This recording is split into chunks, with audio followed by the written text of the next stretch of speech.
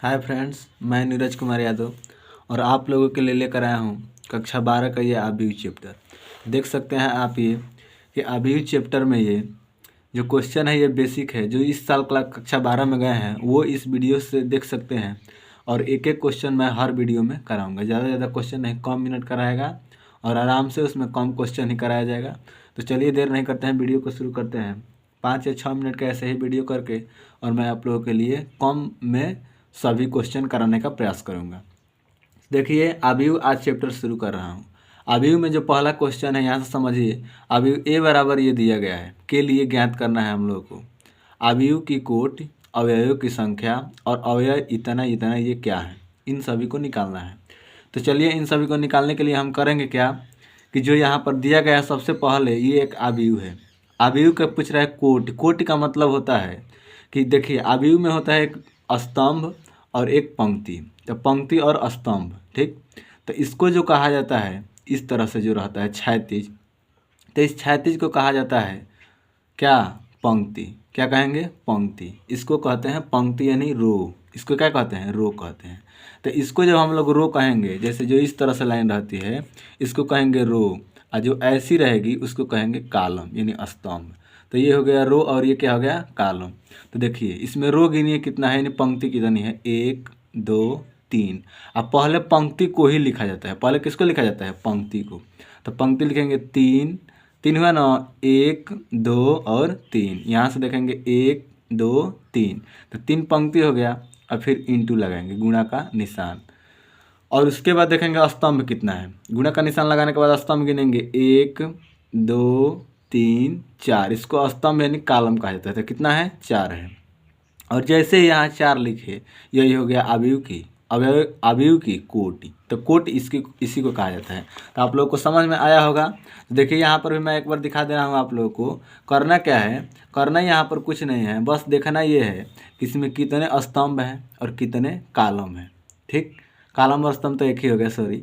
मतलब कितने रो हैं और कितने कॉलम हैं। देखिए रो गिनते हैं, पहले हमेशा रो गिनेंगे। 1 2 3 रो हुआ।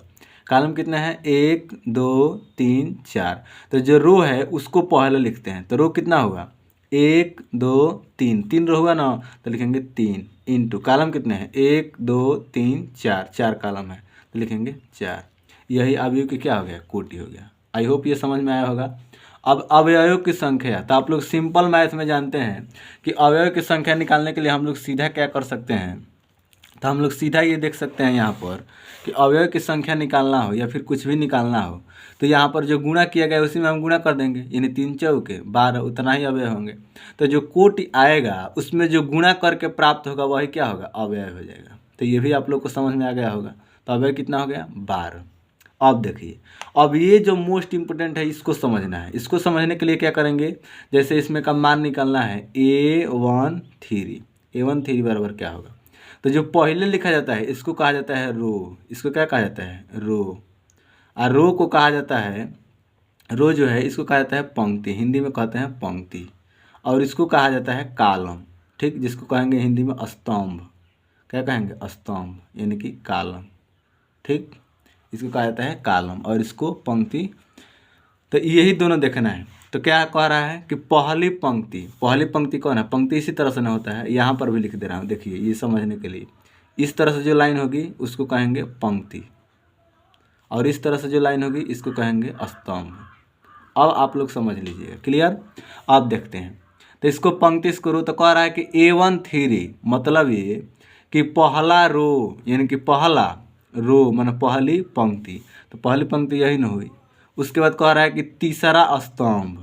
तो पहली पंक्ति तो ये हो गई, और तीसरा स्तंभ ढूंढिए, 1 2 3।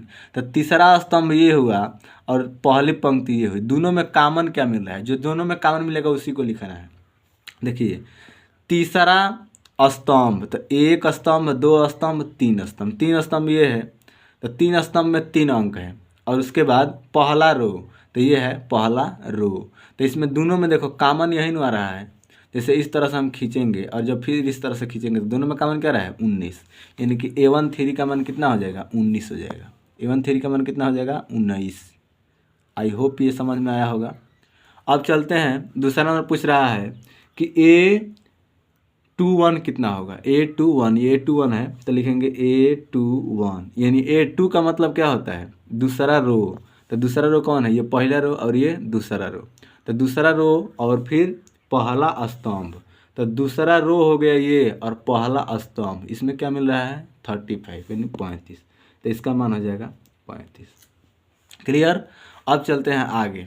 आगे कह रहा है कि A33 माने तीसरा रो और तीसरा रो और तीसरा स्तंभ। तीसरा रो में चलिए, एक रो, दो रो, तीन रो, और तीसरा स्तंभ 1 2 3। तो ये और ये इस दोनों में क्या मिल रहा है, इस तरफ से जाएंगे इस तरफ से जाएंगे तो दोनों में यही नहीं मिल रहा है, यानी कि -5। तो आ जाएगा A33 बराबर -5। क्लियर। अब कह रहा है कि A24 तो 2 में जाएंगे, A2 यानी कि दूसरा रो, 1 2, दूसरा रो यही हुआ, ये हो गया दूसरा रो।